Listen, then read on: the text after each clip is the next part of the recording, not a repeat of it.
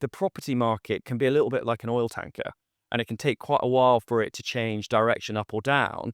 And often it's more the perception of something rather than reality that can ultimately do that.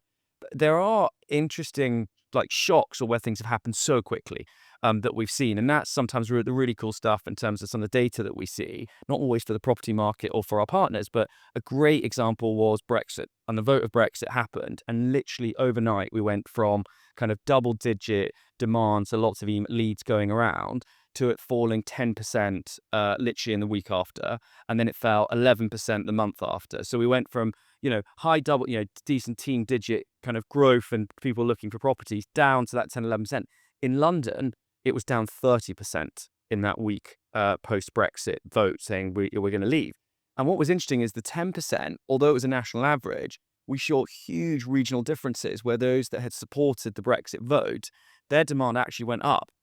Now, Fascinating. so we saw these big regional differences, So and it's confidence. it was confidence. And, some of them saw that as a great opportunity. And so therefore that property market in those areas charged on was in, other areas, particularly southeastern London, who had been very much voting against Brexit.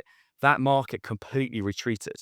And so I guess that's why we're always cautious, because when we see our partners and we're talking to them, there's a lot of differences, where they might be in the country and how that might react to certain things.